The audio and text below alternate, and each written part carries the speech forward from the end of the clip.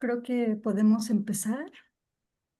Eh, Mi compañera Daniela va a presentar a Pamela, entonces escuchemos con atención.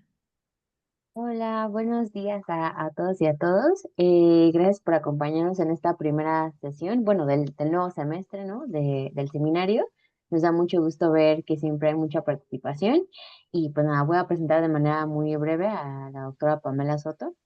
Bueno, entonces la doctora Pamela Soto Franco es licenciada en Lingüística y maestra en Rehabilitación Neurológica por la Universidad Autónoma Metropolitana, donde obtuvo un diploma al mérito universitario por su destacado desempeño académico. Actualmente es doctoranda en el programa de Ciencia Cognitiva y Lenguaje en la Universidad Rovira y Virgili. Su trabajo combina investigación de laboratorio y aplicación clínica con un interés particular en la intersección entre el cerebro y el lenguaje.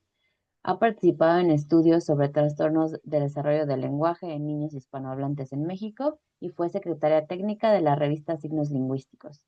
Ha impartido clases en el INEA y ha brindado su apoyo terapéutico a niños y a familias con condiciones del neurodesarrollo.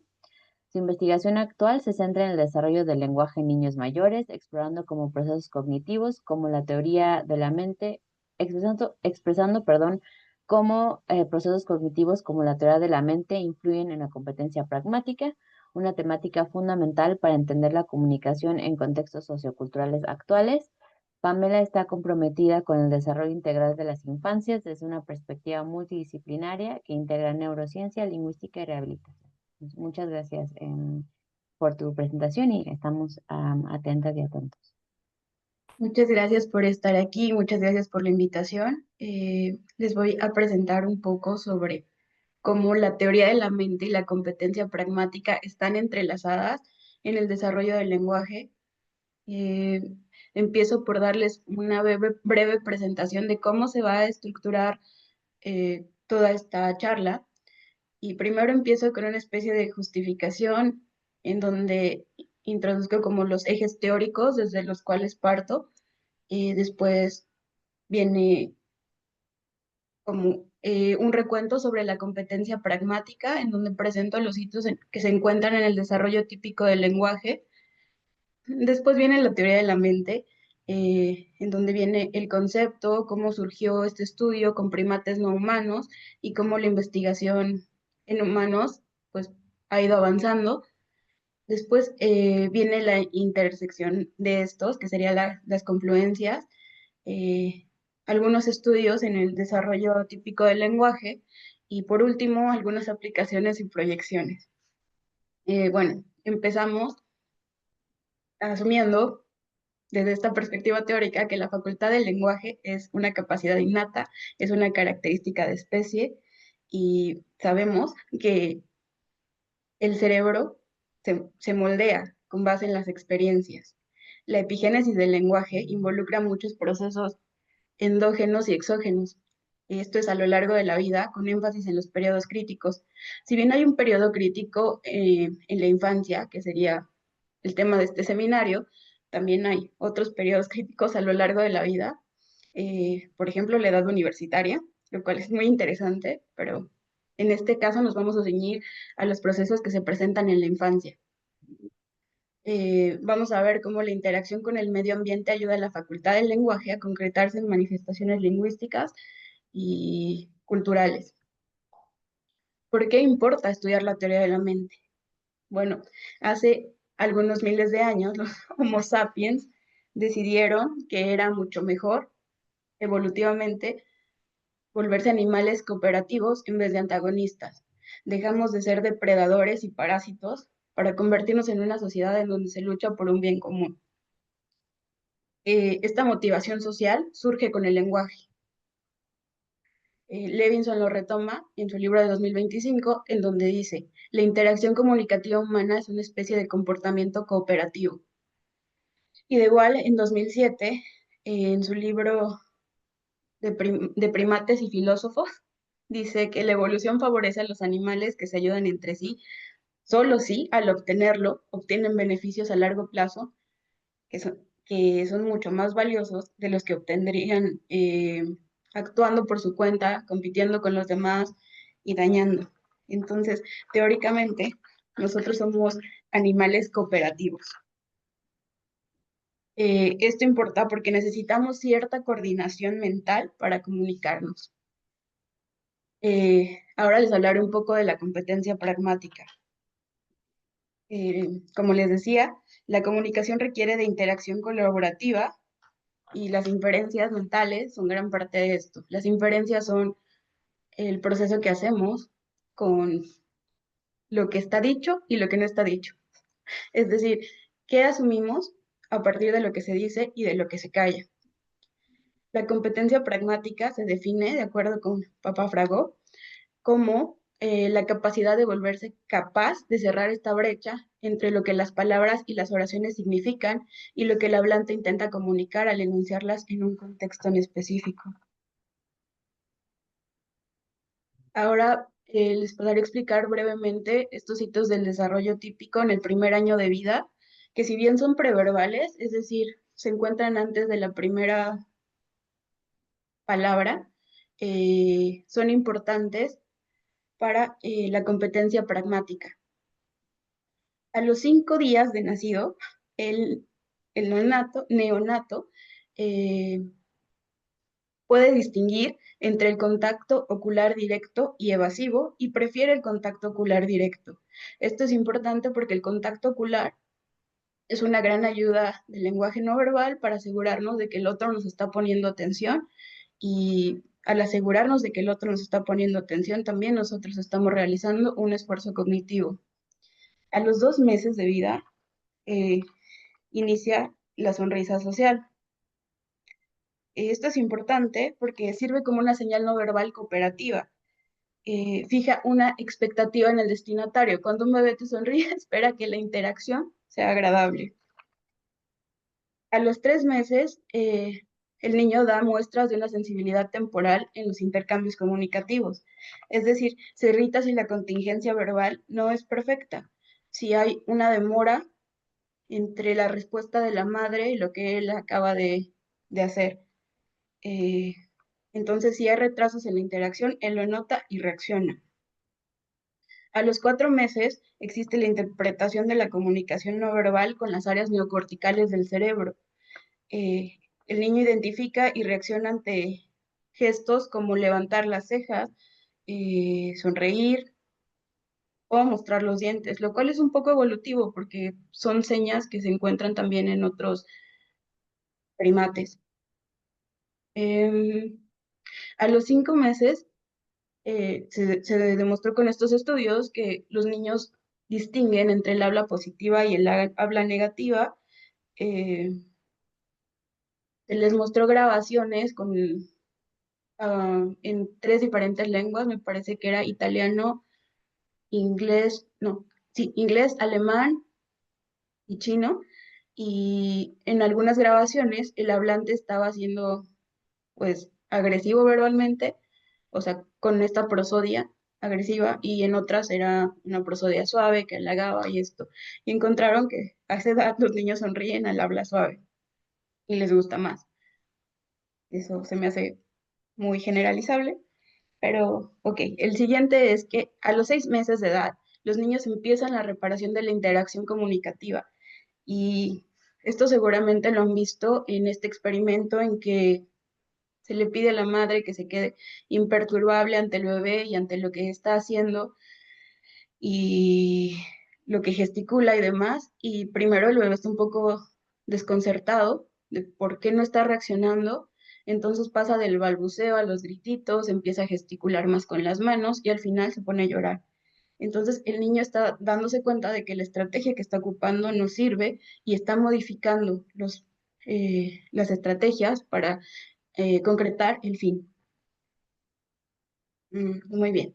A los 7 meses de edad se da el balbuceo canónico, disculpen, que es cuando el niño está imitando el habla adulta, es decir, sigue los patrones de vocalización de la lengua a la que está expuesto y además de esta hazaña sonora y motora que el niño realiza, está la intención del niño de querer comunicarse como ve que los demás lo hacen. Hay un reconocimiento de los otros y un deseo de querer hacerlo. A los 8 meses aparecen los protodeclarativos. Los protodeclarativos son gestos o actos que se hacen para compartir el interés con el otro. Es decir, el niño puede señalar una pelota o puede gesticular hacia algo y es para mostrarle a su interlocutor, que normalmente es un cuidador, que está sintiendo emoción.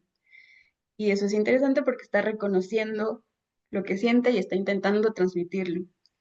De los 9 a los 10 meses pasan varias cosas. Por ejemplo, el niño empieza a responder a su propio nombre. Hay una asociación de las palabras con referentes abstractos, no que él use, pero que reconoce. Y también se dan los protoimperativos. Es decir, el niño se da cuenta de que puede modificar el estado mental de los interlocutores y puede alterar la realidad, puede alterar el mundo.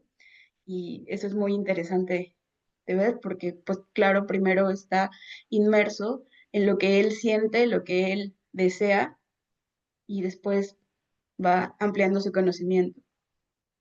A los 11 se da el uso de deícticos no verbales, súper, eh, ya digamos, canónicos, en donde si señala algo es porque quiere que voltees.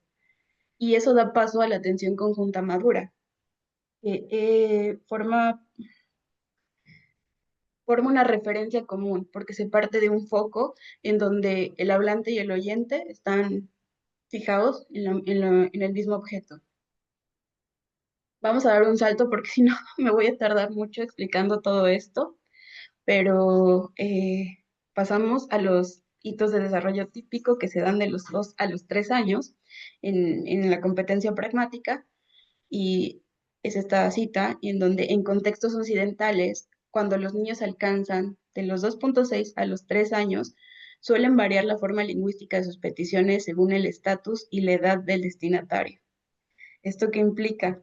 Que hay atención, que hay memoria, que hay una categorización de elementos sociales, de elementos abstractos, que el niño ya está haciendo un cómputo de estrategias de acuerdo a lo que le indica la cultura, a lo que le indica el medio, y es como si el niño pensara, ¿qué puedo lograr que el otro haga?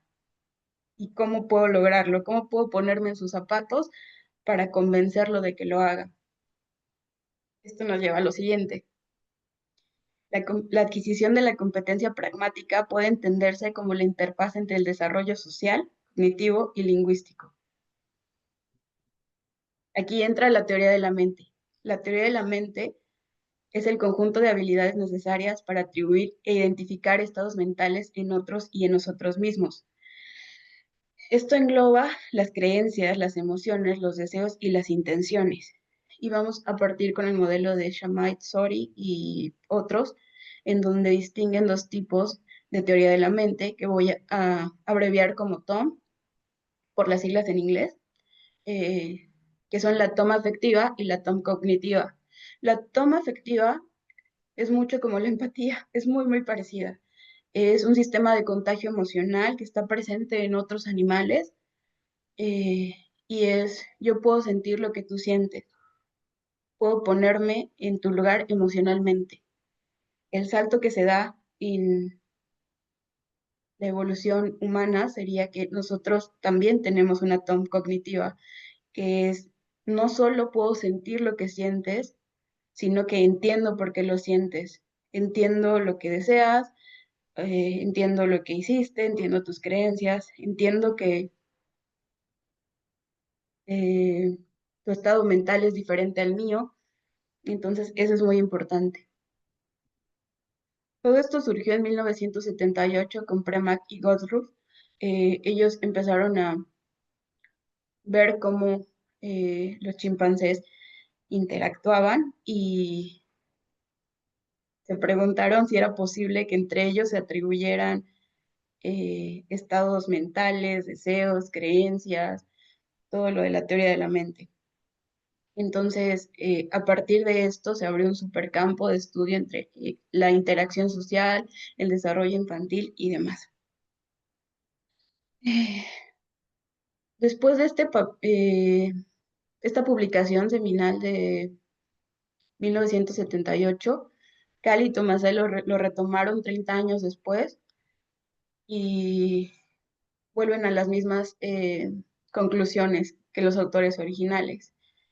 Y es que los chimpancés probablemente no entienden a otros en términos de una psicología de creencias y deseos en un paradigma humano en el que se aprecia que los demás tienen representaciones mentales del mundo y estas representaciones mentales son las que impulsan sus acciones, incluso cuando las representaciones mentales no necesariamente corresponden a la realidad. Eh, Levinson habla sobre la teoría de la mente en primates humanos y dice que es innata, pero requiere un input crítico de otros para revelarse durante el desarrollo. Es decir, es muy similar a la facultad del lenguaje, pero tiene algunas cuestiones que todavía no están tan estudiadas y que vale la pena reflexionar sobre ellas. Eh, en primates humanos, se supone que empezamos a adquirirlo alrededor de los 3 años con el desarrollo de las falsas creencias. Bueno, primero identificamos nuestro estado mental, primero son los deseos y después ya vienen como los estados mentales y cosas más complejas. Primero los identificamos en nosotros y después los atribuimos a otros. Entonces, es muy interesante cómo se va haciendo eso. Em, en los, en los primates humanos, bueno, en los niños de 3 o 4 años, lo que hacían era plantearles una historia en donde eh, San y Ali, que eran dos niñas, eh, San sabía, Sally sabía dónde estaba un objeto y, y Ali, a ver, otra vez, Sally sabía dónde estaba un objeto y Ann no lo sabía. Entonces, Sally cambiaba de lugar el objeto sin decirle a Ann y le preguntaban a los niños, ¿tú dónde crees que Ann va a buscar el objeto?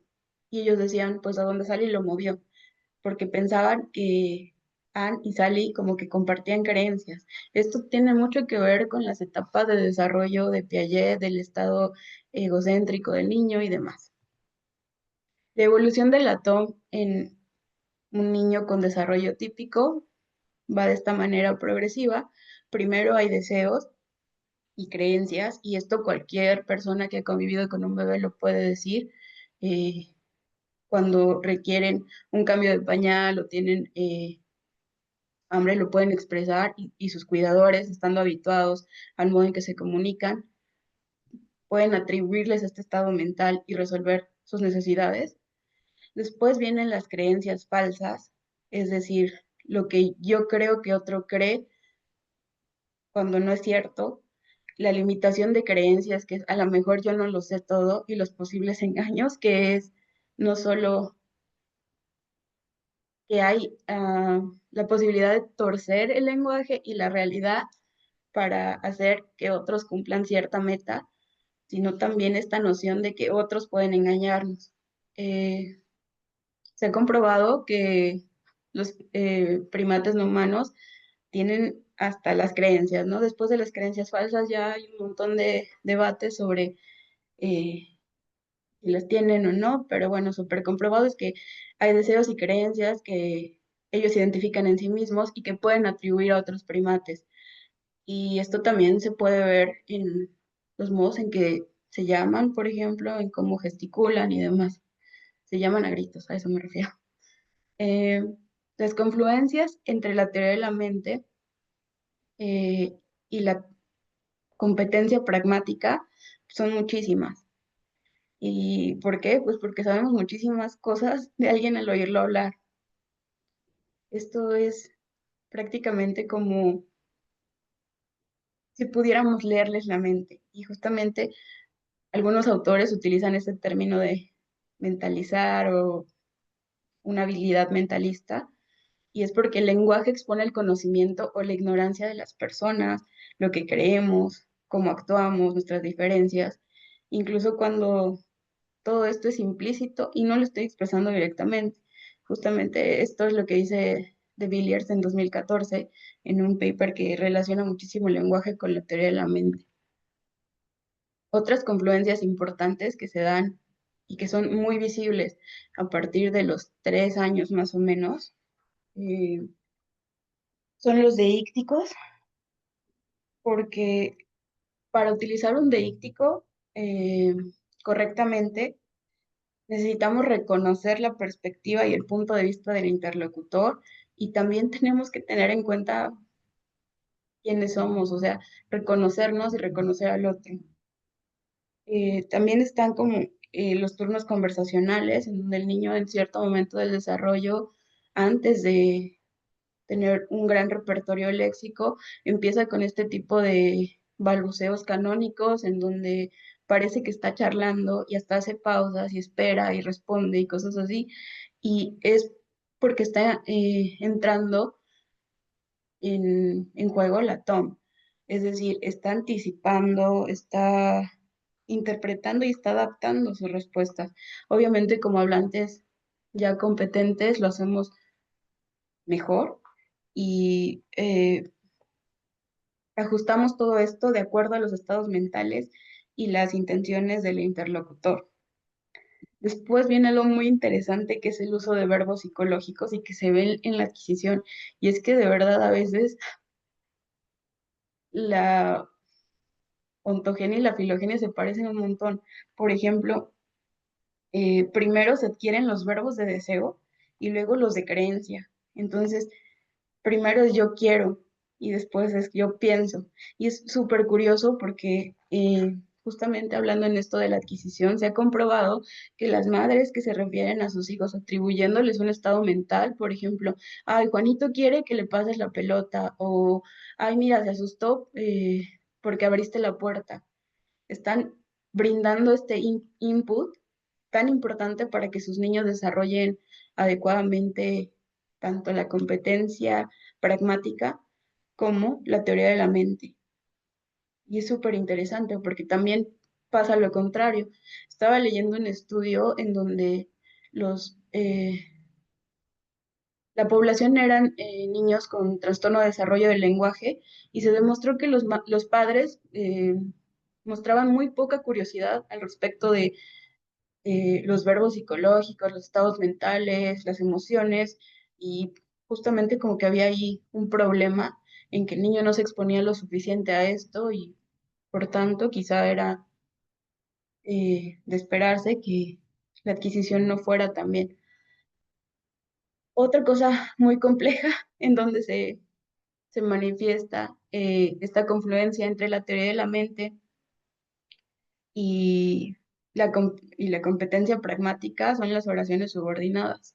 De Villiers, en 2014, justamente pone un ejemplo y dice que en todas las relaciones afectivas hay oraciones subordinadas y hay una incrustación como sintáctica, mental, súper interesante. Por ejemplo, algo muy sencillo sería, yo creo que mi mamá cree que la quiero, pero lo puedes ir ampliando. Por ejemplo, eh, yo creo que mi mamá cree que me quiere porque yo creo que ella, o sea, como que ir encadenando estas oraciones y resulta muy interesante cómo en esto también se presenta, como en esta interfaz sintáctica. Después vienen como los estudios en desarrollo atípico y aquí quiero aclarar que no es mi intención tomar ningún punto de vista estigmatizante o patologizante, es que a veces para entender el desarrollo como que verlo un poco diferente a cómo se presenta típicamente nos da más luz sobre el tema. Por ejemplo, en las personas con trastorno del espectro autista o condición del espectro autista, que normalmente presentan como un cuadro súper heterogéneo, parece que siempre hay una diversificación en el procesamiento pragmático y esto se explica mediante el problema de la doble empatía. Y es decir, que ellos no solamente es un problema de que las personas con TEA no tengan tan claro cómo interpretar y expresar el mundo como una persona neurodivergente, sino que las personas neurodivergentes tampoco saben cómo expresar la realidad de modo que sea comprensible para otro. No puedo ponerme en los zapatos de alguien más a un nivel tan cognitivo, lo cual resulta muy interesante. Obviamente esto es algo que todavía se esté estudiando, todavía está en ciernes, pero justamente en estos cuatro trastornos parece que eh, el procesamiento pragmático, la teoría de la mente y en general la facultad del lenguaje están comprometidas. Por ejemplo, en el trastorno del desarrollo del lenguaje pasa esto que les decía, que suelen puntuar los niños muy bajo en las habilidades de Tom, esto contribuye a los problemas en la interacción social, pero el problema que tienen es que les cuesta adoptar la perspectiva de alguien más, hacer como ese cambio. Por ejemplo, en síndrome de Down, el problema es que no están adquiriendo las falsas creencias como lo haría un niño con desarrollo típico. Y en hipoacusia es súper, súper interesante porque parece que lo que está modificando esta trayectoria de desarrollo es la falta de un input. Es decir, en cuanto se corrige con un implante coclear y una intervención temprana, se alcanza la teoría de la mente típica. Ahora voy a pasar, por último, como a las aplicaciones y proyecciones de la teoría de la mente con la competencia pragmática. En la enseñanza tenemos que el dominio de las estructuras lingüísticas apropiadas proporciona al niño la capacidad de razonar sobre el contenido de las mentes de los demás. Es decir, si sabemos cómo decirlo, podemos pensar en ello. Entonces, es importante eh, exponer a los niños a narraciones, a, mm, no sé, técnicas en donde ellos puedan practicar esta toma de perspectivas desde edades tempranas. En la intervención terapéutica es lo mismo, adoptar la perspectiva del otro es necesaria para lograr la competencia pragmática y tener éxito como hablante. Además, la toma ayuda a mejorar habilidades lingüísticas, sociales y espaciales. En cuanto a la inteligencia artificial, parece que es muy incipiente, según lo que consulté, pero eh, en realidad se trata de hacer neuropredicciones. Con el input que la inteligencia recibe, se puede dar cuenta de lo que el usuario está pensando y puede hasta predecir un poco lo que va a hacer. Por ejemplo, los vehículos automáticos pueden predecir si un peatón se va a aventar a cruzar enfrente de él como para frenar o si no lo hará. Entonces, eso es súper interesante. También estuve leyendo un poco sobre cómo pretenden que sea algo sobre la prevención de la delincuencia, es decir, en que van a estudiar patrones y van a asignar intenciones a quienes siguen esos patrones, pues para ese fin de prevención de la delincuencia, lo que me parece un poco utópico, pero es muy interesante.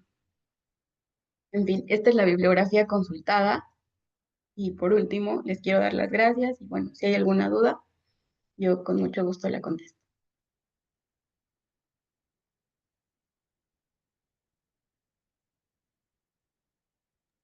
Ay, muchísimas gracias, Pamela.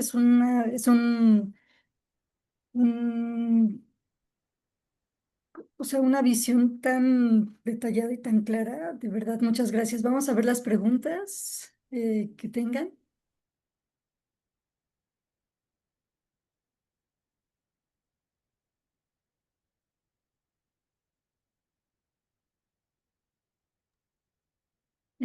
Romy, por favor. Hola, muchísimas gracias por tu presentación, la disfruté muchísimo. Me pareció súper interesante lo que tú mencionaste acerca de la aparición de verbos psicológicos, también llamados verbos cognitivos, en el habla de los niños. Am, por ejemplo, yo estudio la adquisición de los sujetos pronominales. Ay, déjame bajar la mano. La adquisición de los sujetos pronominales en el habla de los niños. Y algunos de los factores que rigen el uso de los sujetos, sujetos siendo yo, tú, él, ella, nosotros, ellos, etcétera.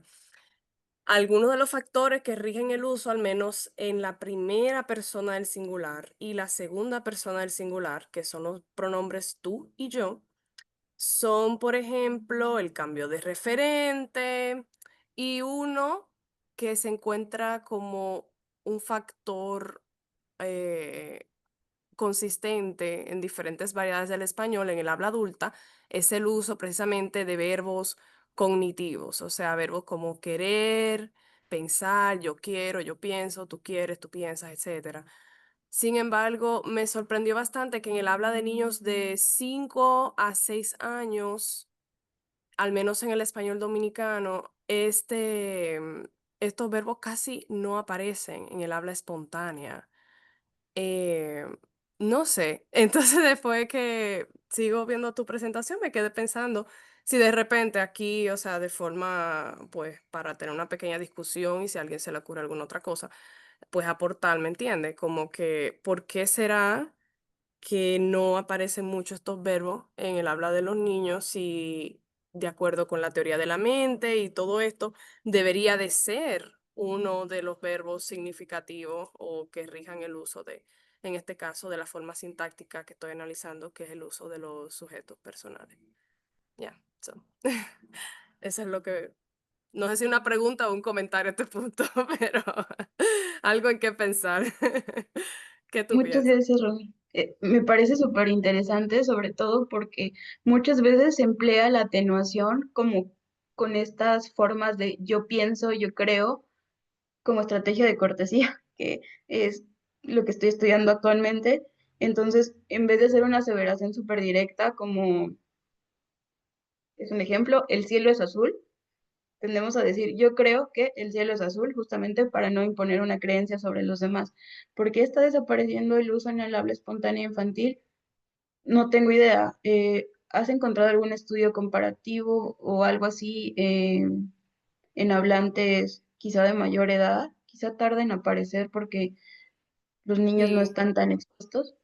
Sí, de hecho, otros trabajos de otros también, otros lingüistas, entre ellos los trabajos de Naomi Sheen, que está en New Mexico, ella trabaja con los sujetos, ¿verdad? Y ella encuentra que el uso de al menos estos verbos cognitivos para los sujetos pronominales no es un factor significativo como hasta los 9, 12 años de edad.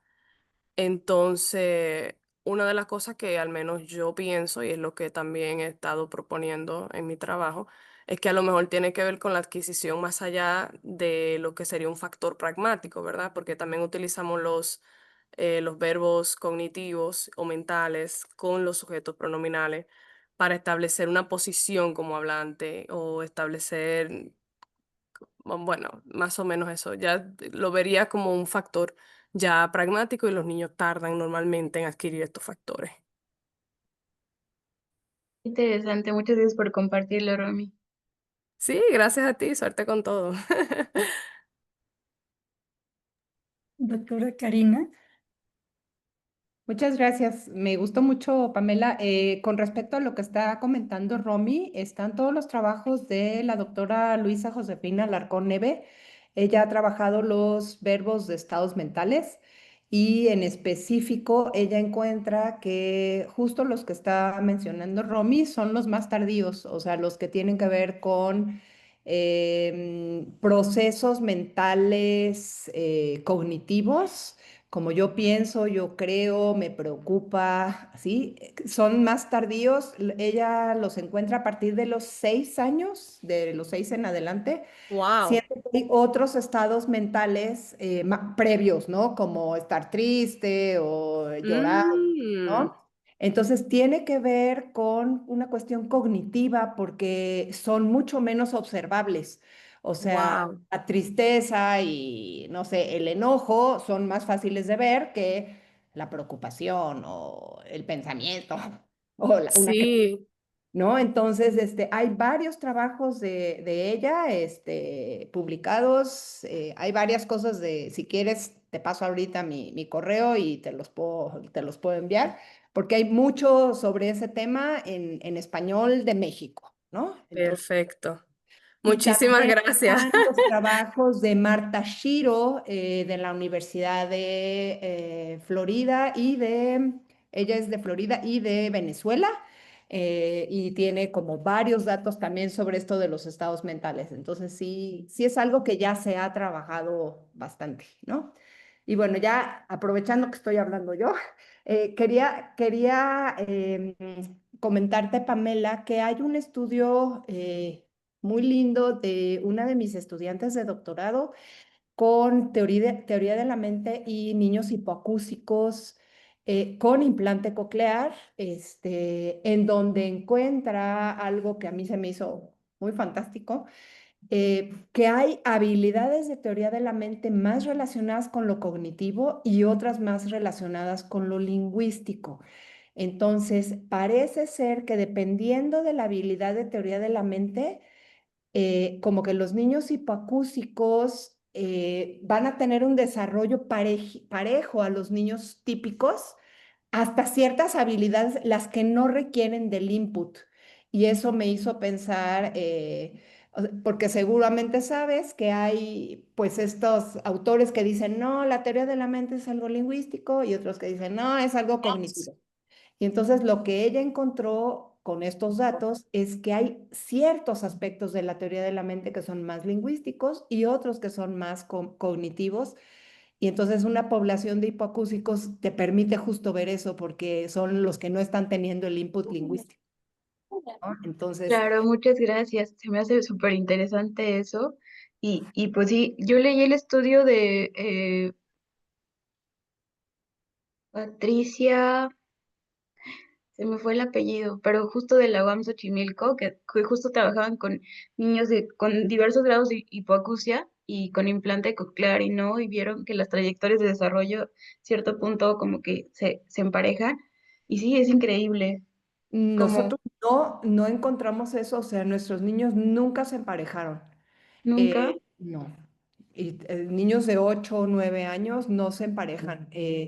Porque claro, también depende qué midas de la teoría de la mente. O sea, si mides experimentos tipo Sally y el que mencionabas hace un rato, ahí sí, pero eso es algo que un niño adquiere a los 5. Pero todas las cuestiones de teoría de la mente ya, por ejemplo, teoría de la mente de tercer grado y eso, no se llegan a emparejar. Entonces, y creo que tiene que ver con lo que decíamos de los verbos, porque la teoría de la mente en la que ya requieres del lenguaje para pensar sobre cosas que no están en el lenguaje explícitas, en esa sí está más difícil que se emparejen los niños hipoacúsicos, ¿no? Bueno, pensaría yo.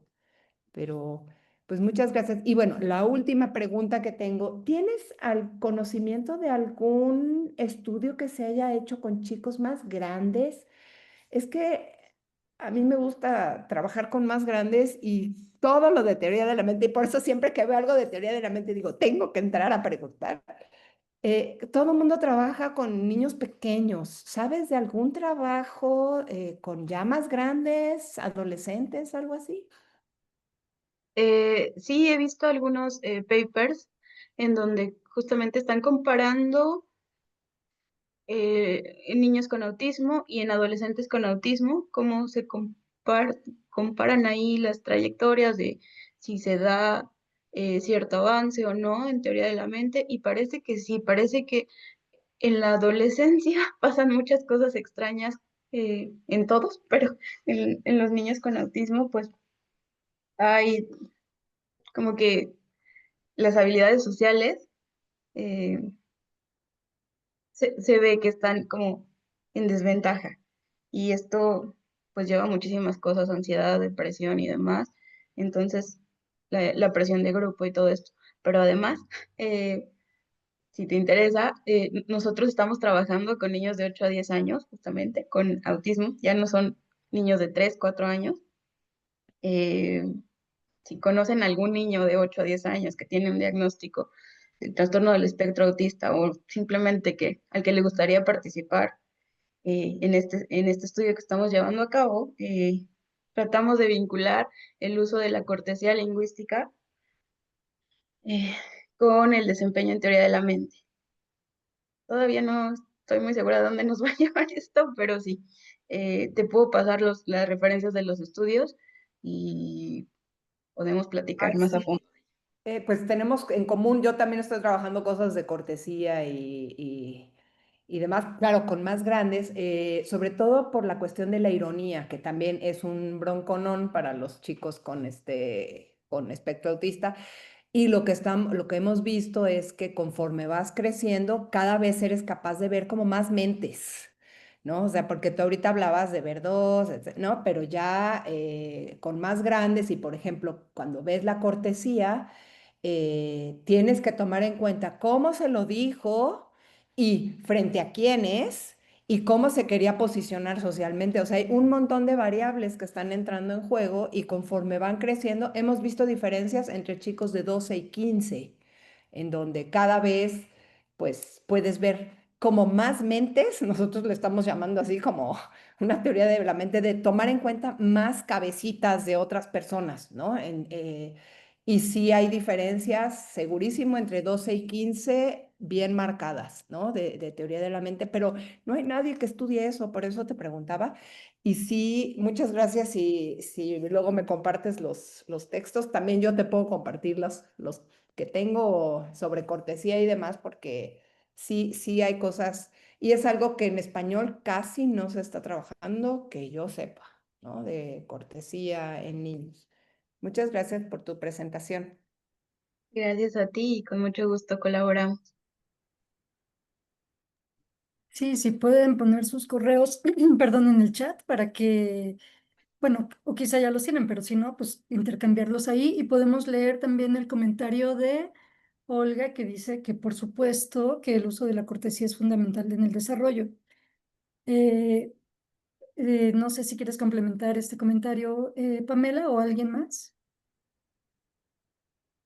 Bueno, si puedo decirlo, claro que es fundamental en el desarrollo porque es una de las cosas que más competencia pragmática nos da, nos puede abrir o cerrar puertas y pues en niños puede llegar a ser tolerable desconocer alguna regla social o no ser cortés lingüísticamente, pero los niños crecen y si no adquieren esas habilidades, no la van a pasar bien en la vida. Entonces, sí, es muy importante porque entra en juego como el cómputo de quiénes somos, quiénes queremos aparentar ser, quiénes queremos que otros crean que somos. Eso sería como lo de aparentar y cómo queremos percibir al otro. Son muchas cosas, pero sí, me parece fundamental. Sí, creo que además sobre eso de la cortesía es como intentar que él crea que yo estoy, que no estoy siendo agresivo, que quiero comunicarme, que quiero, ¿no? O sea, no solamente es como esta parte de la amabilidad en sí, sino lo que implica desde la teoría de la mente, ¿no? O sea, este mensaje que se intenta, ¿no? Para que percibas, creas que yo quiero colaborar contigo, etcétera, ¿no? Entonces sí, es súper interesante esto. Eh, bueno, ¿alguien más que tenga alguna pregunta o comentario?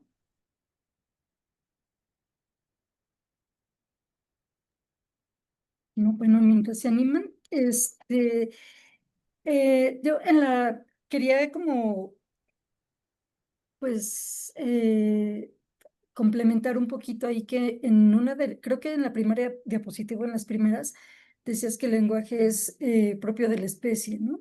Digo, creo que yo siempre lo acoto como el lenguaje articulado, porque otras especies también tienen sistemas de comunicación, ¿no? Ciertos lenguajes, ¿no? Entonces, bueno, como que siempre me gusta como que quizá lo tenemos ya claro y ya muy claro y entonces lo decimos así, pero me gusta mucho como aclararlo porque creo que eso marca realmente la diferencia en nuestra especie. Y yo te quería preguntar, este, ay, ¿dónde lo anoté? Espera. sí, lo de la atenuación que mencionabas, Pamela, tú lo mencionabas como una estrategia de cortesía y decir, yo creo que el cielo es azul, como decías, como para no ser así categórico e imponer una creencia. Pero eso ya no sé si queda en la parte de la teoría de la mente en realidad o solamente es como una forma lingüística justamente para atenuar esta creencia. Porque la verdad, si, no sé, quizás sea una línea muy fina, pero no logro como entenderla, entonces no sé si me puedes ayudar, por favor.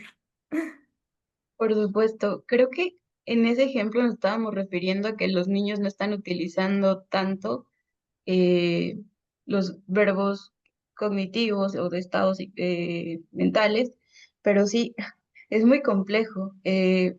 Probablemente ya son frases hechas, pero sí son mecanismos de atenuación en donde si entras a una discusión con alguien, tienes que medir qué tanto amenaza tu acto de habla a tu oyente, haces el cómputo y si resulta que con una atenuación, como en vez de decir algo súper directo, como el cielo es azul, pues metes yo creo que el cielo es azul. Si con esto estás reparando la ofensa de antemano porque estás leyendo la mente de tu Ah, ya. interlocutor, eh, pues realizas el acto, yo creo que. Ujú, ujú, ujú. Pero sí, parece que tenemos como un pie en un lado y otro pie en el otro. Entonces, no tengo idea tanto de... Ahora creo que ya se ha lexicalizado esto de utilizar yo creo que como atenuador, pero me imagino que al inicio se utilizaba como algo eh, justamente mi creencia, no es mi conocimiento, no estoy haciendo una aseveración, mi creencia, aceptando mis limitaciones, es tal. Y sí, lo que decías, esto de que eh, el lenguaje articulado solo es uno de los muchos lenguajes que hay. Lo estaba discutiendo esta semana con mi directora de tesis, que está aquí presente, que justamente para, para hablar del lenguaje necesitamos primero una definición operatoria de qué es lenguaje, y eso es muy complicado.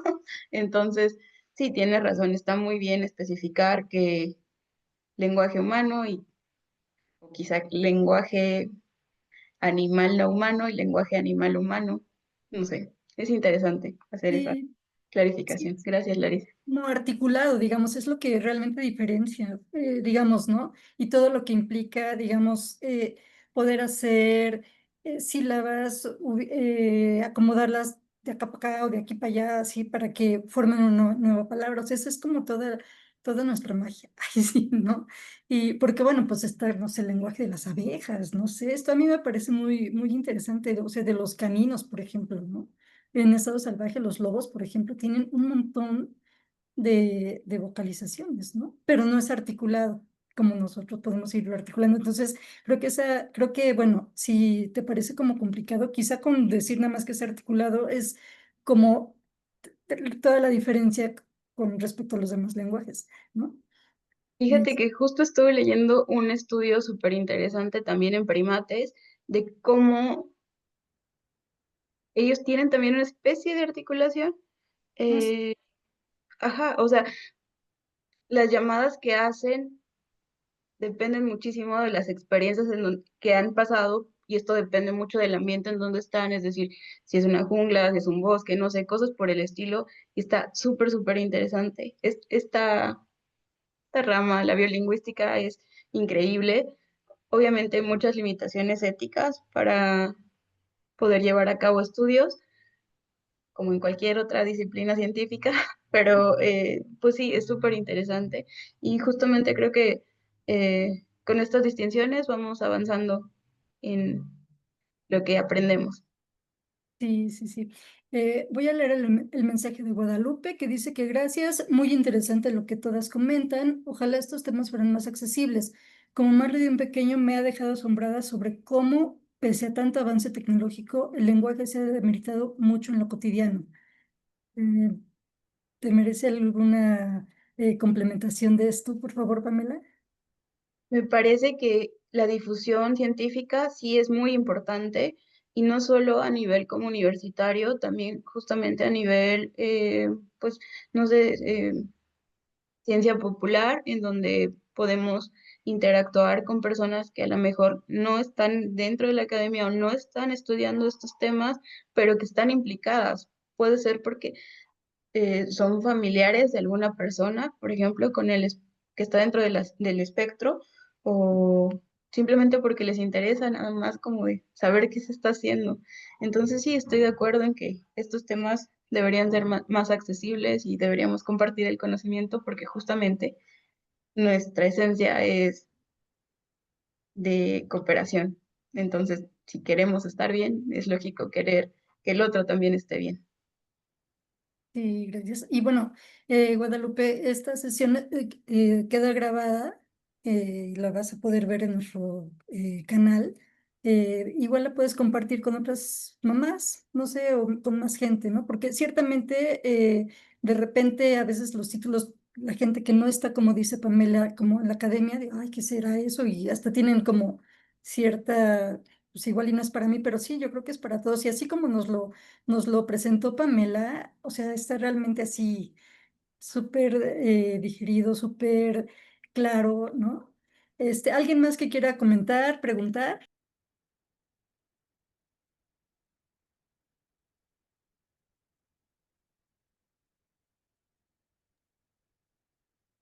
Bueno, yo sigo de preguntona. Sí.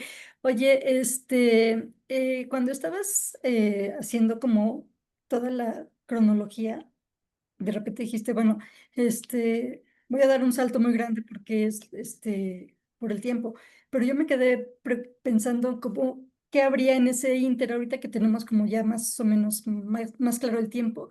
¿Qué más podíamos ver ahí?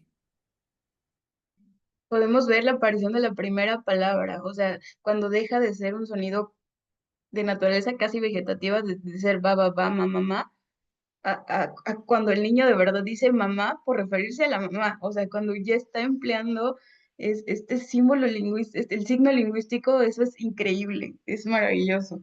¿Qué más podemos ver?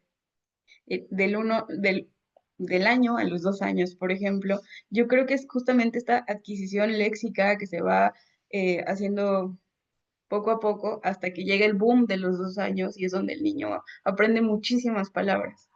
Eh, Vemos muchísimo más control motor, vemos como el niño al poder mover su cuerpo va descubriendo el mundo y cosas por el estilo, vemos cómo aprende a masticar con la boca cerrada, lo que le da eh, muchísima coordinación motriz fina, vemos cómo eh, va cambiando de un llanto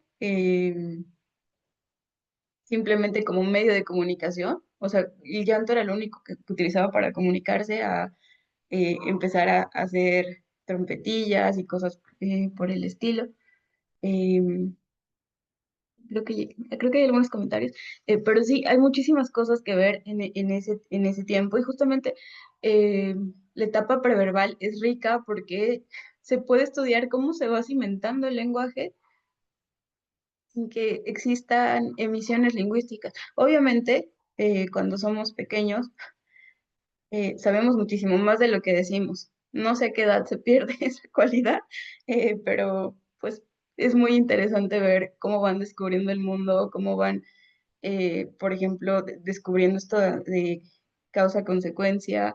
No sé, a mí me encanta ver todo esto. Sí, sin duda la adquisición es un tema apasionante. No sé si alguien más tenga alguna pregunta. Mientras tanto, Romy dice que muchas gracias, que tu presentación fue muy concisa e informativa para el campo y que mucha suerte con todo. ¿Alguien más que quiera preguntar, comentar, complementar? Aquí, no hay, no sé, nada está determinado, ¿no? Es una plática abierta. Fíjate, bueno, Pamela, mientras quizás se animan, yo estudio la adquisición de la semántica y de la pragmática de los cuantificadores y de los términos numéricos y me especializo en un y uno. Y algo que yo detecté fue que los bebés, quizá lo han escuchado, por lo menos en español, que eventualmente dicen uno carrito, uno perrito, uno zapato, ¿no? Entonces mi pregunta era, o sea, a ver, ¿qué es esto? O sea, ¿qué están refiriendo? ¿Están hablando de cantidad? ¿Están hablando de existencia? Eh, y cuando dicen, por ejemplo, pasa el globero, ¿no? Y dicen uno globo, yo no sé qué quieren, ¿no? Pero me están diciendo algo, ¿no? Entonces, desde la teoría de la mente, ¿tú qué consideras que están diciendo, que están refiriéndose a cantidad, existencia? No sé, porque claramente nos están diciendo percibes lo que yo percibo, ¿no?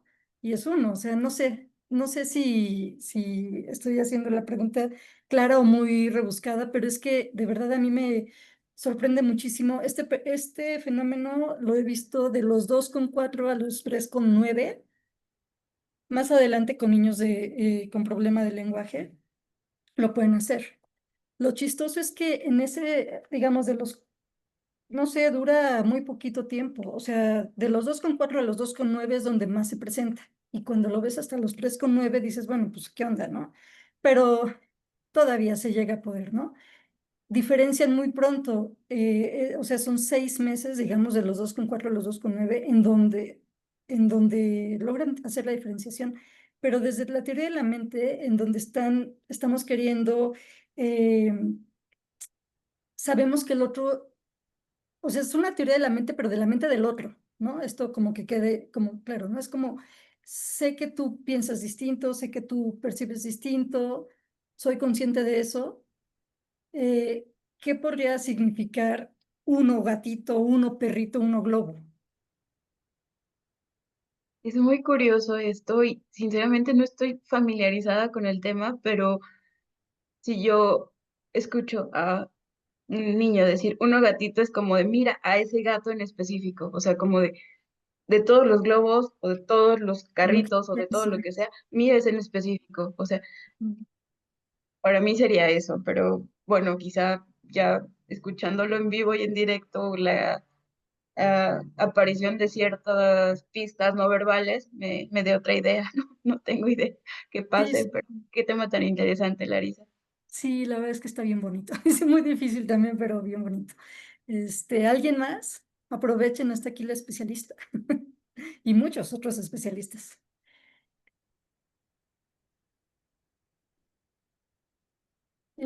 Bueno, podemos leer mientras el comentario de María Elena, que dice que gracias, tu presentación le ayudó mucho a actualizar los datos sobre la evolución de los niños en los niños del habla, o sea, evolución del habla en los niños y a aprender sobre la teoría de la mente. Sí, y Muchas esto es gracias, Elena, por estar aquí. súper, súper interesante, ¿no?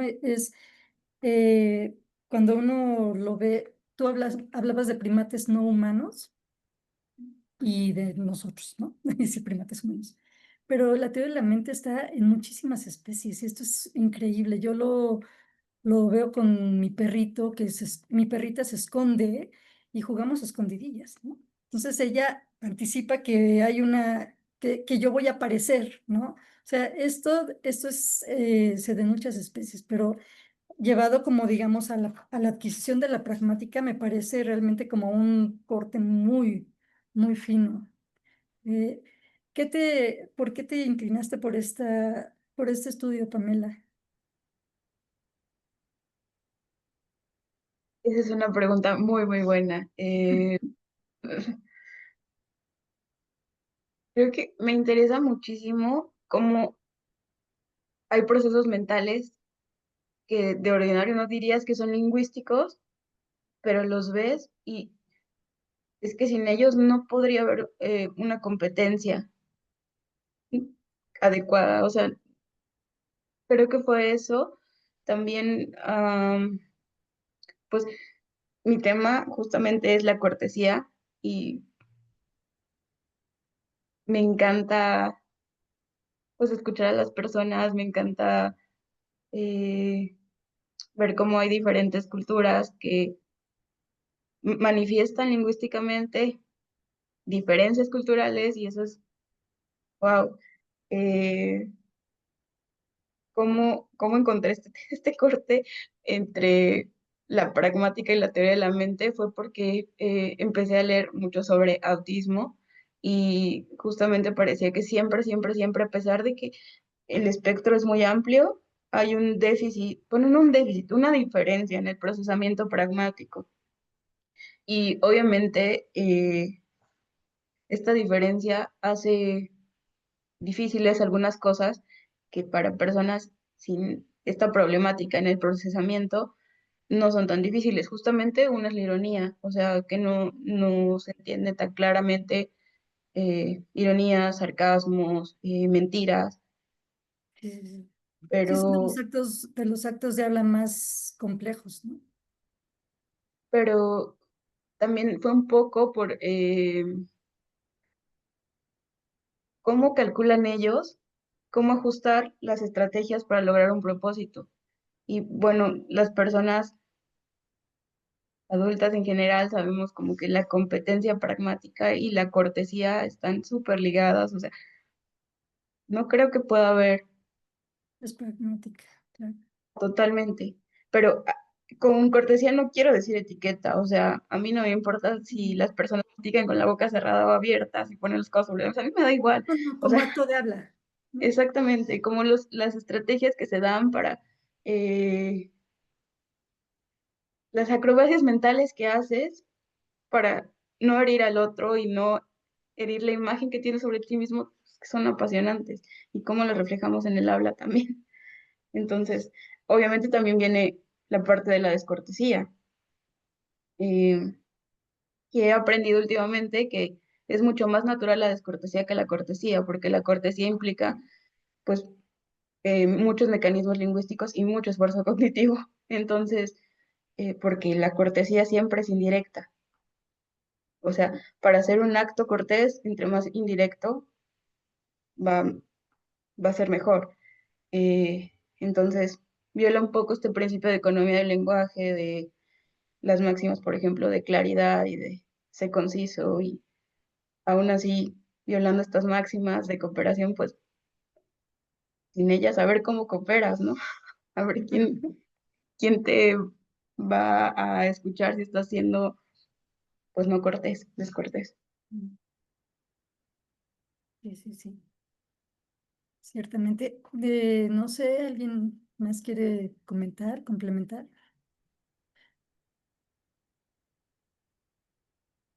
¿No?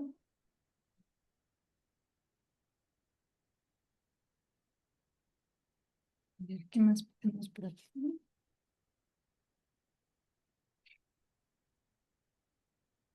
Mm, Mm. creo que dejar un comentario.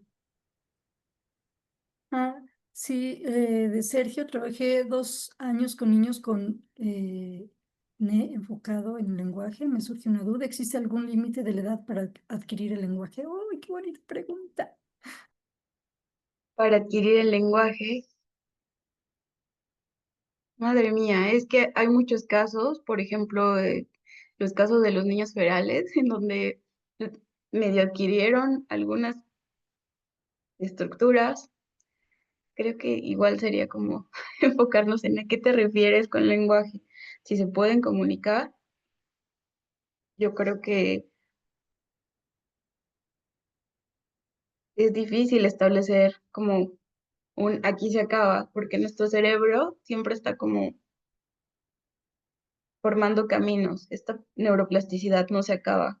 Entonces, justo lo que les decía, ¿no? Los periodos críticos no solo pasan en la infancia, también esto de la adultez emergente o algo así era el término, en donde cuando adquieres un nuevo rol, o sea, por ejemplo, el ser estudiante universitario, vas aprendiendo muchísimo, vas adquiriendo conocimientos especializados y se van creando nuevas rutas neuronales.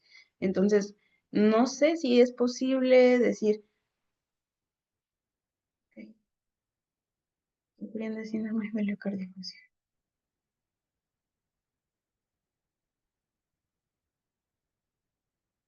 Ah, bueno, Sergio, quizá ahí sería Ujú. Sí, justamente como dice Karina, la adquisición nunca termina.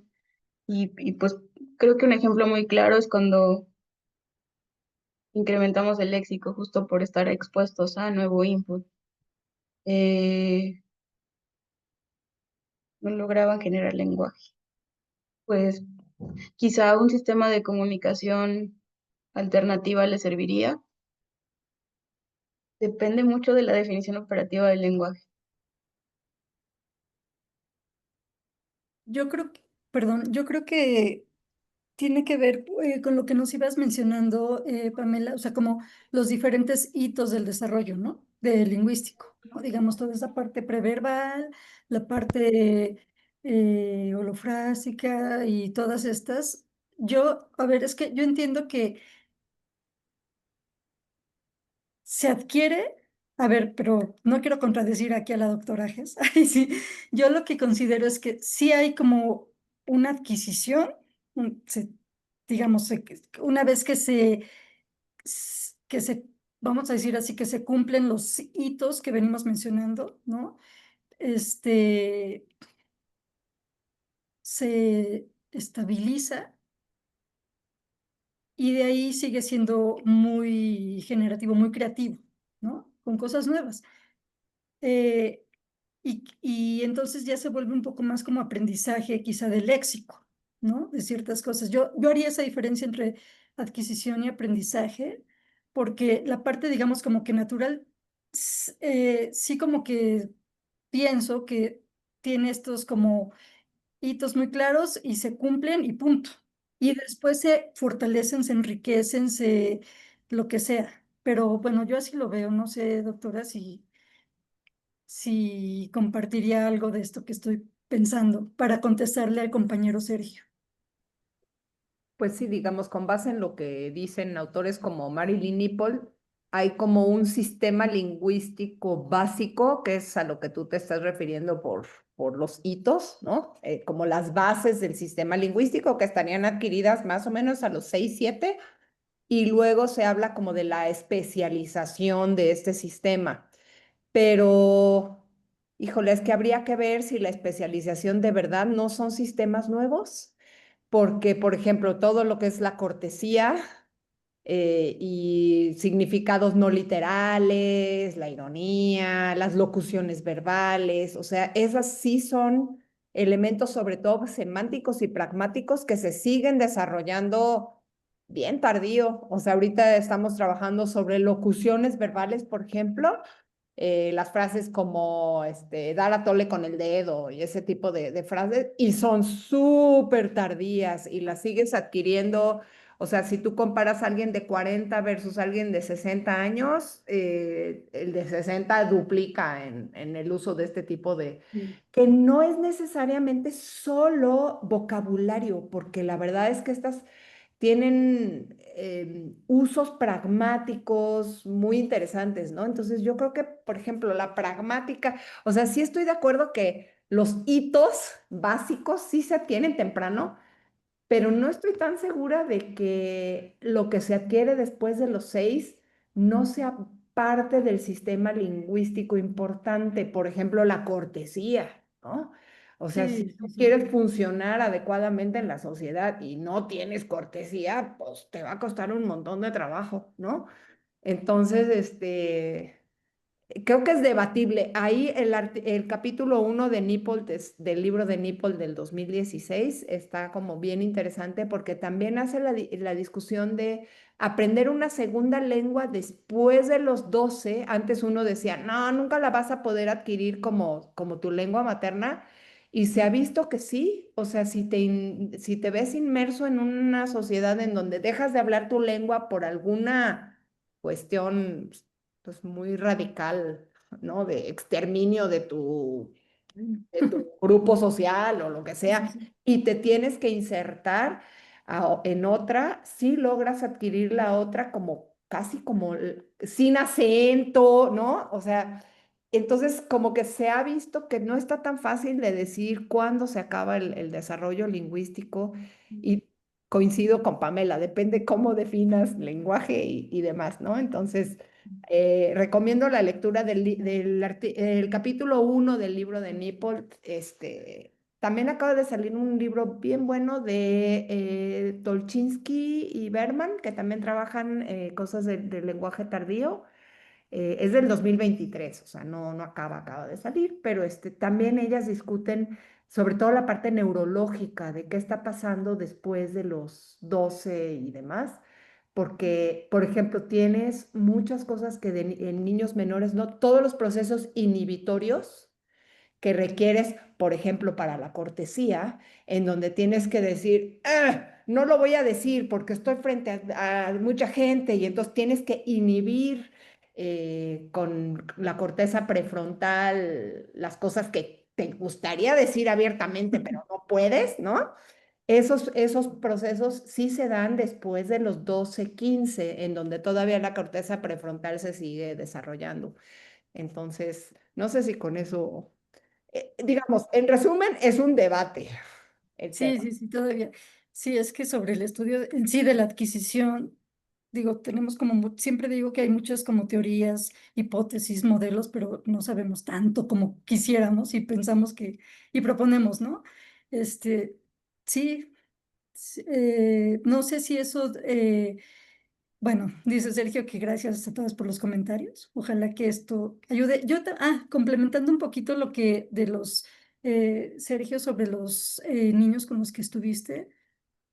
Creo que además de todo lo que nos comentaron la doctora Karina y Pamela, está también como, bueno, lo mencionó la doctora que es al final, toda la parte de maduración, digamos ya toda la parte física y, ¿no? Que tiene que ver con esto. Eh, Creo que, eh, y sí, ¿no? Como el contexto, ¿no? Te vas moviendo de contextos y entonces vas aprendiendo cosas distintas para cada contexto, para cada momento. Entonces, sí, bien dijo la doctora, es debatible, ¿no? No sé si quieres comentar algo más o, bueno, ya. ¿Alguien más?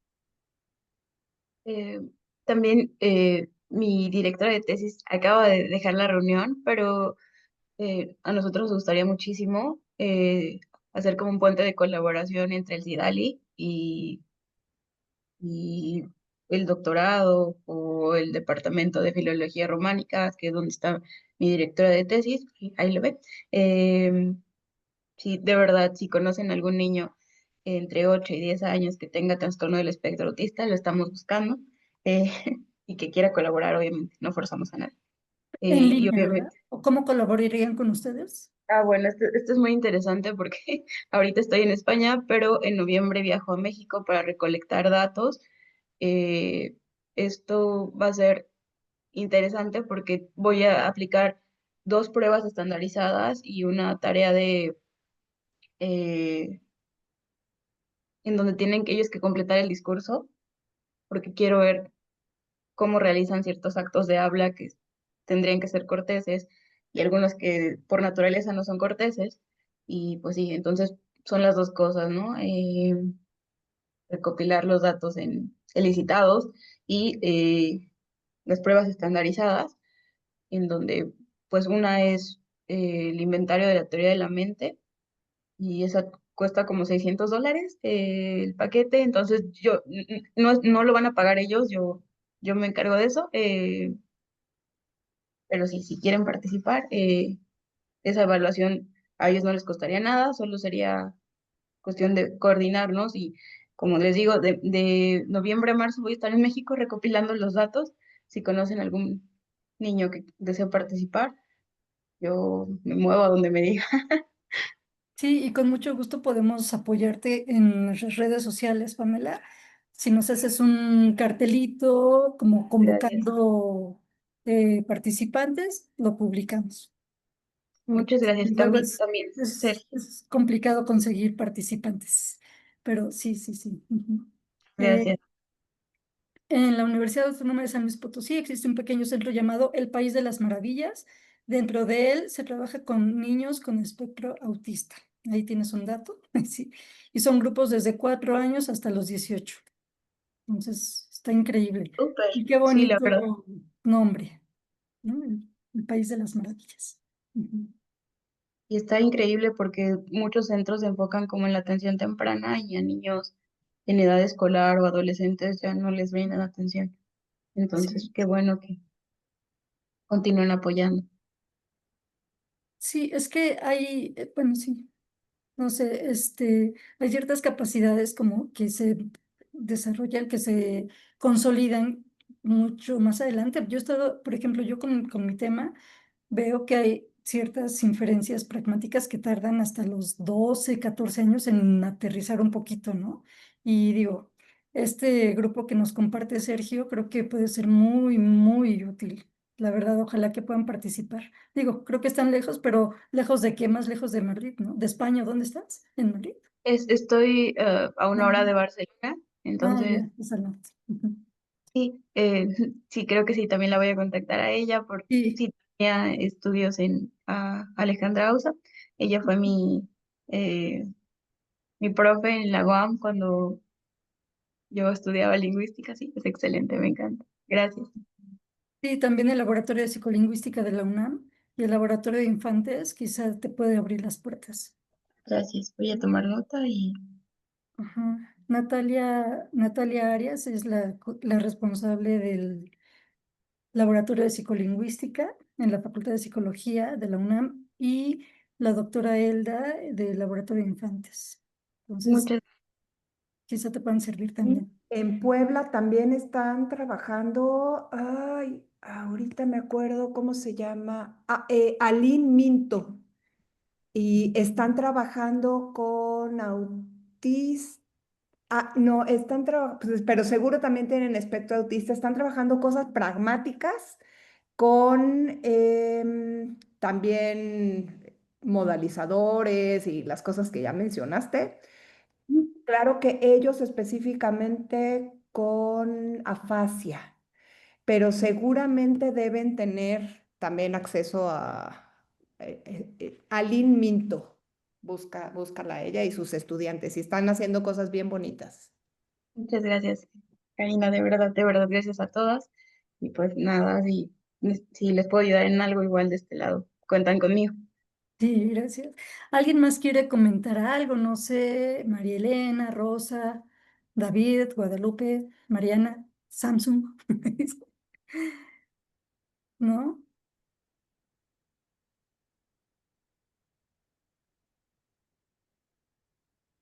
Eh, Gracias.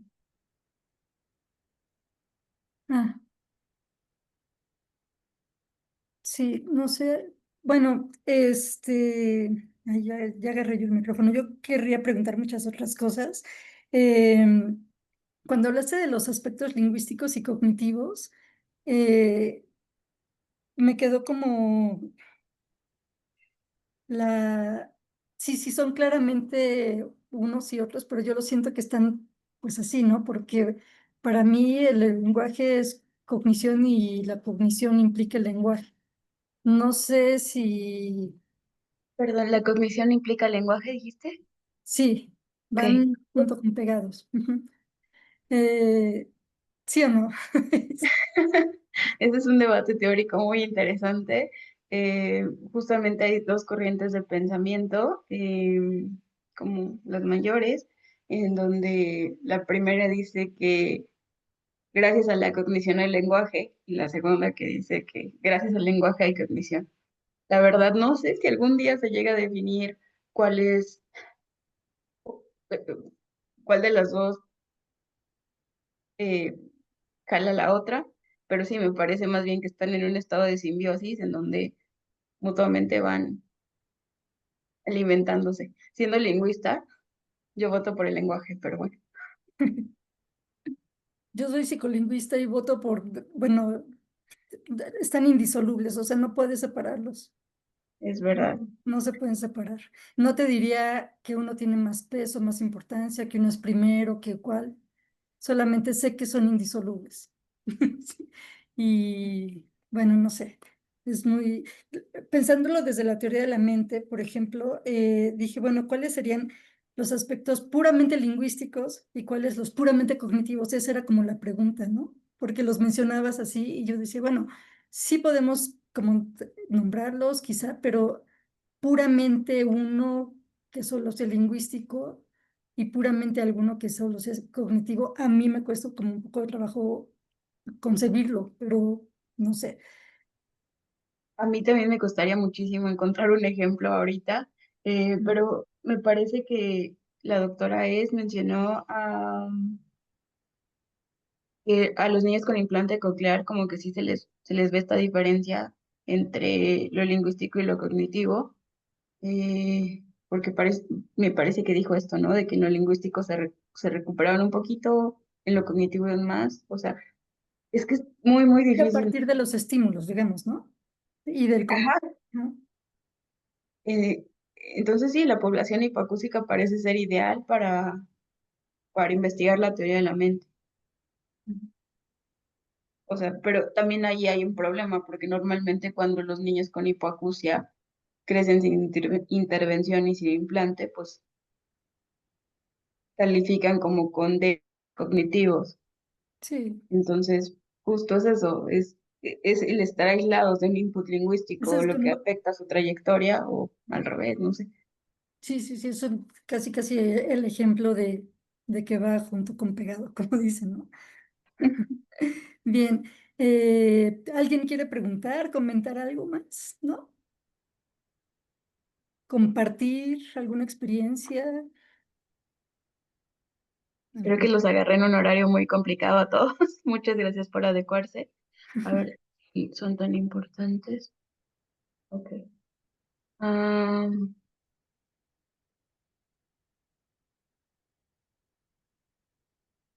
Sí, lo que menciona Guadalupe, si la estimulación o el input que mencionan son tan importantes, ¿por qué cada vez la educación en la educación se deja de lado? Esa es la pregunta, ¿por qué?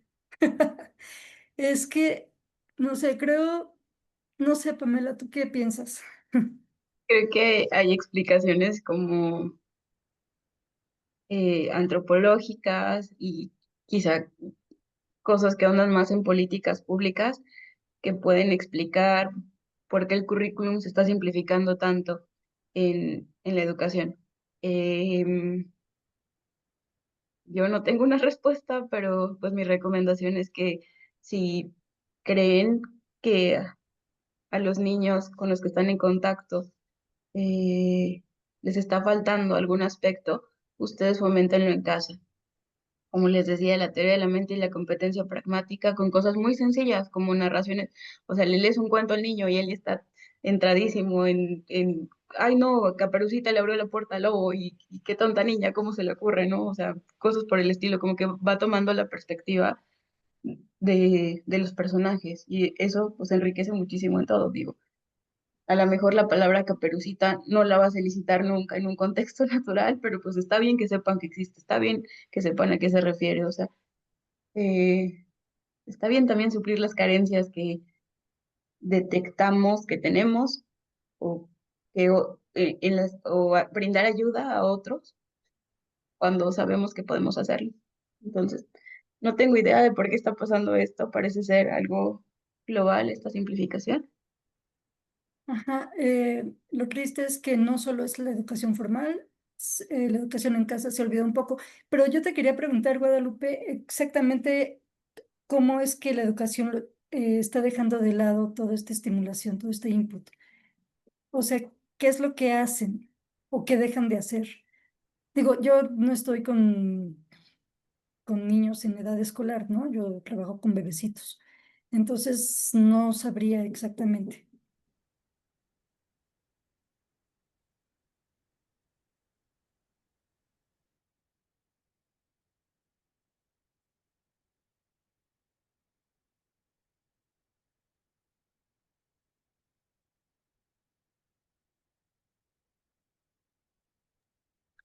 Em, Tengo un hijo de 7 años y observo mucha diferencia con sus compañeros. Voy a cerrar tantito mi cámara, pero aquí estoy.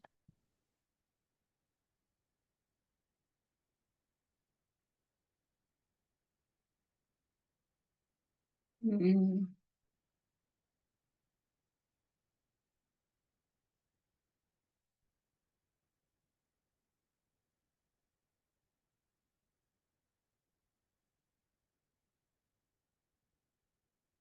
Si no me equivoco, como mencionaste anteriormente, el lenguaje, quizá es a lo que te refieres, como que la educación lingüística. Sí, justamente. Afortunadamente nosotros hemos tenido una experiencia muy rica en lo que mencionas de cuentos, rimas y más. Entonces, sí, es porque la educación lingüística se está demeritando, quizás es lo que estás preguntando, Guadalupe, que fue lo que Quizá yo contesté. entiendo como que ya no hacen esto en la escuela, como rondas y rimas y cuentos, cuentacuentos que había en nuestras épocas. Ahí sí.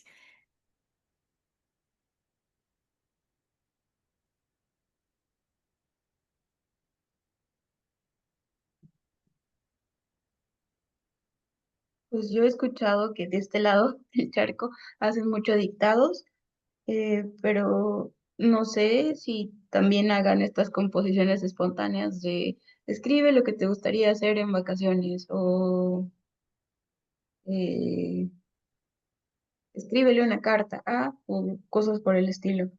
Entonces, como digo, quizás sea un problema un poco generalizado, o sea, global. Es que es muy limitado Sí, lo de tener estamos, contacto. ajá, todo es limitado, es muy precario el dictado. Sí, no sé. Sinceramente no sé quién hace las adecuaciones a los currículos, pero ¿Y con qué bases, no? Buenas tardes, buenos días, soy Judith Pompa. Yo creo que esto se debe también a que ya, por ejemplo, acá en México, tengo yo un nieto y una sobrina que están tanto en secundaria como acaba de entrar la niña a la secundaria y el otro en tercero, ya no hacen tanto dictado, ya no les producen el inventar las historias, toda esa recreación que nos hacían a nosotros de cuentos, de historias, de platicar lo que nos pasaba el fin de semana, más bien todo está encaminado, y que en las casas pues está encaminado todo al celular, ¿no? O sea, dejarles el celular en la mano. Yo acabo de terminar la carrera de lingüística aquí en la Universidad de Sonora. Tengo 58 años. Y en las prácticas tuve la experiencia de un niño que no articulaba bien ya de 7 años, que iba a la primaria. Esto ya es mucho, Obviamente ¿no? por el bullying, por esto, por lo otro, le daba mucha vergüenza y de repente yo me di cuenta que leyendo articulaba perfectamente. Lo que no lo hablaba, es más, ni su nombre se le entendía. Pero un día puse yo en la pantalla unas adivinanzas y las leyó perfectamente y o sea, tanto mi maestra de las prácticas como yo, pues nos sorprendimos, o sea, realmente jamás pensamos que articulara de esa manera. Entonces ya de ahí lo que opté por hacer fue decirle, en tu mente ve un pizarrón, escribe ahí lo que quieres decir y léelo dentro de ti y lo dices. Wow, qué buena La idea. O sea, fue mi mayor logro y estoy súper orgullosa de eso porque el niño salió articulando perfectamente bien. En la primaria lo felicitó la maestra y le hizo un reconocimiento y y sus compañeritos, o sea, empezó a integrarse a grupos ya. Y la verdad me siento muy orgullosa de eso. Entonces, yo creo que esto que pasó, porque he preguntado a varias personas, en varios, en varias, así, Varios foros. varias pláticas, y o sea, les comento este caso y me dicen, no, es que realmente no te sé decir por qué lo hizo, o sea, por qué hacía eso. Entonces yo pienso que ahorita viendo esto de la teoría de la mente, yo pienso que ahí influyó mucho eso, el haberle dicho eso de, o sea, si lees bien, ve en tu mente un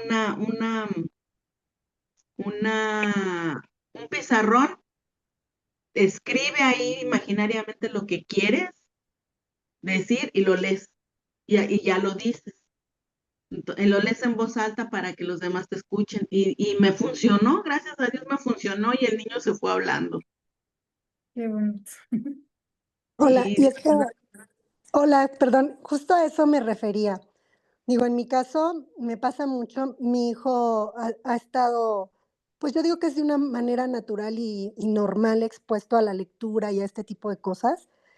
Y ahorita veo, nosotros estuvimos 10 años fuera de México, fuimos a California y ahorita que regresamos veo no solo el desfasamiento de no haber estado aquí, sino, em, por ejemplo, él le correspondía ahorita entrar a segundo de primaria, pero la escuela me lo dejó en primero porque no hay una equivalencia entre una escuela y otra. Porque aquí no hizo el primero, pues no corresponde. Sin en cambio, veo que mi hijo de cierta forma se aburre en la escuela, porque con sus compañeros de segundo, pues no lo dejan estar, pero aún con ellos, cuando comparamos su nivel de lectura y de expresión, me denotan maestras y todo tipo, está muy por encima, ¿no? Al de un niño normal.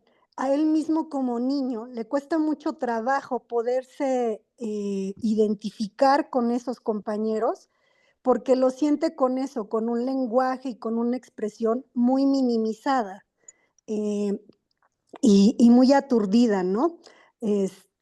También, obviamente, yo soy consciente de que mi hijo vive en un mundo, tiene una condición muy especial porque es un niño hijo único y que a su vez convive con muchos adultos, ¿no? Lo que le genera esa diferencia también, pues con otros compañeritos que están más en contacto con primos, con otras personas. Pero independientemente de comparar a mi hijo o de querer porque muchos piensan que es como ponerlo en un superlativo y no es al revés, lo que quiero es que él empatice con otros niños, ¿no? Pero sí noto mucho eso de que el otro niño le cuesta trabajo expresar, o lo que ahorita mencionabas de esto de dar sus opiniones, en estos verbos que dices tú cognitivos, que yo no conocía, o sea, sin conocer la terminología, sí me doy cuenta que los niños, lo que ustedes mencionan, está ese retraso, ¿no? Aunque en teoría ellos ya pudieran tener, a partir de cierta edad, podrían estarlo haciendo, no lo están haciendo. Y entonces ahí es donde mi hijo choca porque él sí lo hace. Y te digo, yo sí detecté que eso era como acorde a las etapas como ustedes las mencionaron, pero sí veo mucho ahorita en la actualidad que los niños están como más retrasados. Entiendo que el efecto pandemia, entiendo que hay muchas otras cosas que los están afectando, pero sí veo también esa deficiencia, e insisto, en educación, y no solo me refiero a lo escolar, sino como padres. Hemos dejado de contar cuentos, hemos dejado de transmitir estos versos, estas rimas, estas cuestiones. Y tal vez por eso yo soy muy nostálgica, ¿no? Y eso hacía, mis abuelas eran mucho de dichos, muchas cosas, y estoy consciente que la única forma de preservar eso es precisamente transmitírselo a mi hijo. Y lo que mencionaban a mí me pegó porque es cierto, lo que yo hoy retengo en relación a lo que me transmitieron mis abuelas, pues es un porcentaje muy mínimo, ¿no? Y cómo se va perdiendo todo este conocimiento y que a su vez, de lo poco que he investigado del lenguaje y de todo, en todas las corrientes de tanto para enseñarle lectoescritura, para conocimiento, para todo lo que tú tienes en un niño, es la base fundamental. Incluso en otros idiomas se sigue usando de la misma manera, ¿no? El cuento, la rima, las historias siguen siendo la base de este proceso, como ustedes bien mencionan, de esta simbiosis entre lenguaje y cognición, ¿no? Y desarrollo mental. Y además, en nuestro caso, que es una cosa maravillosa, relacionado, por ejemplo, los juegos, ¿no? Que hemos perdido, porque esto también, y sobre todo en estas primeras etapas, está relacionado también con la motricidad, que es otro elemento que se une a esta simbiosis, y cómo esas tres cosas, al estar trabajándolas, al estarlas estimulándolas, es lo que hacen que el individuo realmente pueda desarrollarse en todos los demás aspectos de su vida, ¿no? Enriquecerse porque prepara su mente, su cuerpo, todo, su cognición, todo, para poder estar desarrollando todas estas competencias que mencionaban. Entonces, realmente les agradezco muchísimo porque me han ayudado a empaparme un poco más con la terminología, pero también a no sentirme a veces sola, ¿no? Porque veo que justo eso, veo a mis amigas, mamás, a las compañeras ahí con los hijos, con todo, y cuán difícil es porque ni siquiera a veces nosotros como adultos hemos tomado conciencia de esta importancia que hay que darle al lenguaje y el cómo lo estamos usando. Muchas gracias, Guadalupe, muchas gracias, Judith. Justamente están hablando de cosas muy interesantes como la transmisión oral. O sea, yo siento que es muy difícil transmitir conocimiento de una forma no lingüística. Eh, Judith, qué bueno que pensaste en esta estrategia y Guadalupe, justamente lo mismo, qué bueno que estás empleando estas estrategias con tu hijo y quizá puedas hacer recomendaciones a, no sé, quizá abrir un pequeño cuentacuentos o algo así después de la escuela o algo por el estilo. Insisto, si no hay como cooperación entre nuestra sociedad, pues no evolucionamos, involucionamos. Entonces, en vez de eh, resignarnos a que las cosas son como son, podemos poner nuestro granito de arena y justo sé que el ritmo de vida es súper complicado, pero al implementar estrategias como la que nos contaba Judith, de bueno, imagínatelo escrito en una pizarra, pues esto ayuda a la planeación. Este pequeño viaje en el futuro como que te da seguridad y te ayuda a adecuar estrategias lingüísticas. Guadalupe, qué importante es esto de no sentirse solo cuando estás eh, llevando a cabo cualquier cosa, ¿no? Justamente somos animales sociales porque colaboramos, porque cooperamos, buscamos un beneficio mutuo, no estamos siendo ni depredadores, ni parásitos, ni nada por el estilo. Entonces, esta mezcla entre lenguaje y cognición, yo creo que nos puede sacar de muchas cosas malas. Eh, Mariana, eh, sí, creo que este debate de la tecnología y su uso, pues está complejo. Estaría bueno que comparáramos como estudios y cosas así. Digo, la Asociación Americana de eh, Habla, la ASHA, Association, bueno, no sé, justamente desaconseja el uso de pantallas en niños como menores de 5 o 6 años. Y sí, ahora se está implementando que los niños en la escuela no tengan acceso al celular, pero sí tienen acceso a pantallas, ¿no? A tablets para hacer ejercicios y cosas por el estilo. Entonces, no creo que sea tanto que la tecnología sea mala o esté mal, sino que debemos darle un uso correcto. Eh, no sé si está el mal uso de ella. Sí, el abuso también.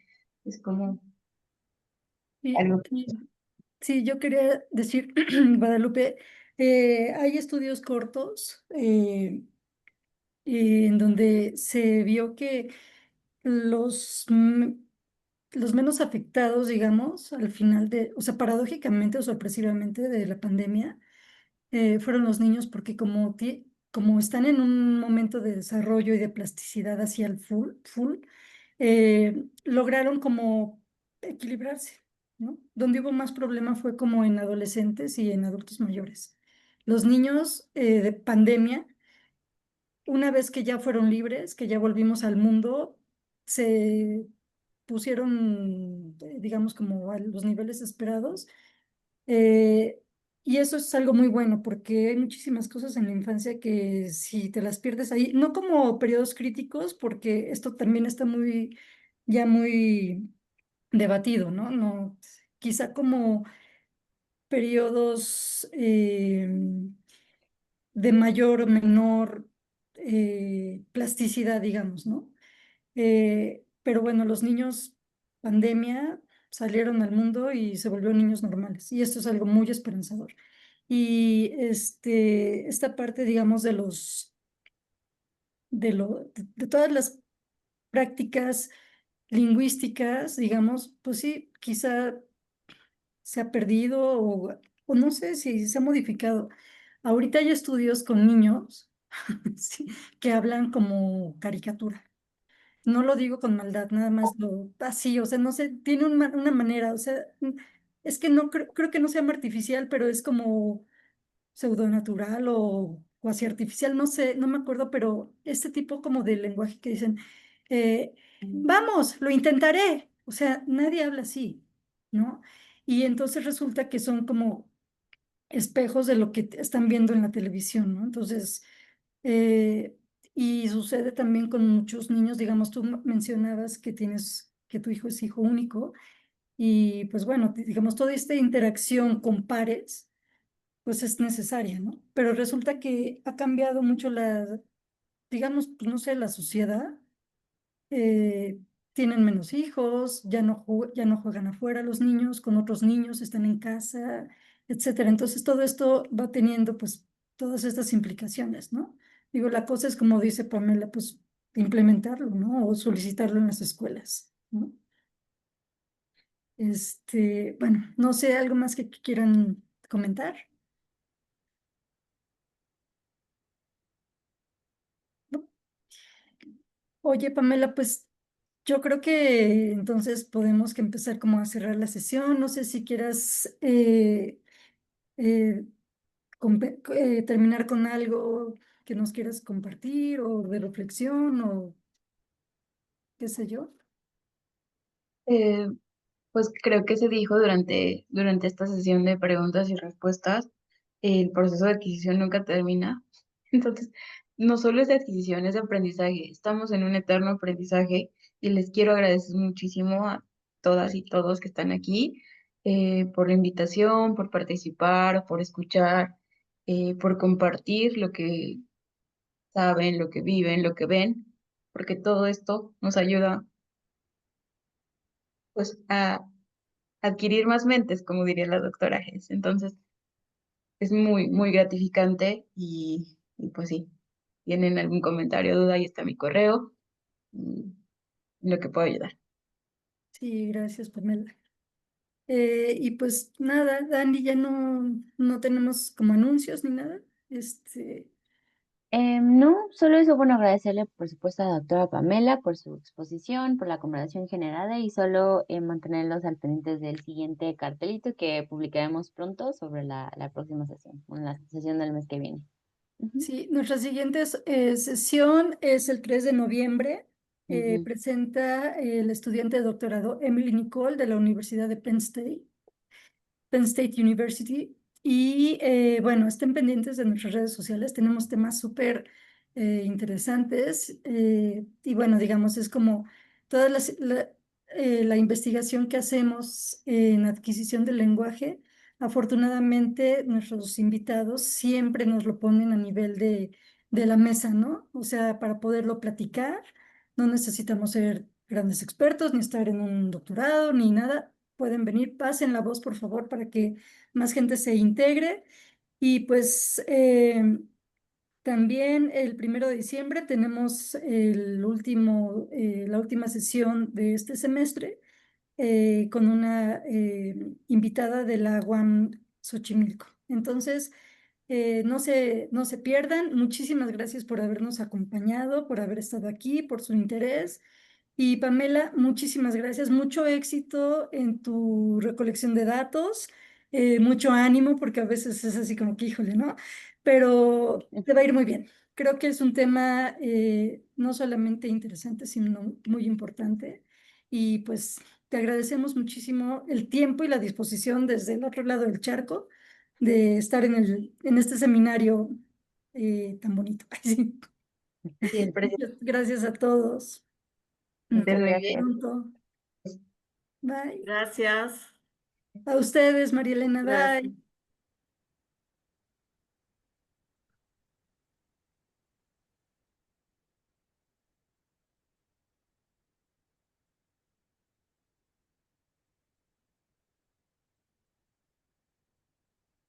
Gracias.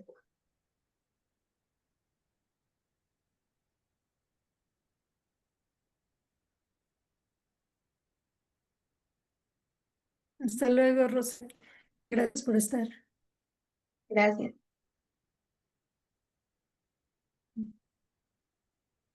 Hasta luego.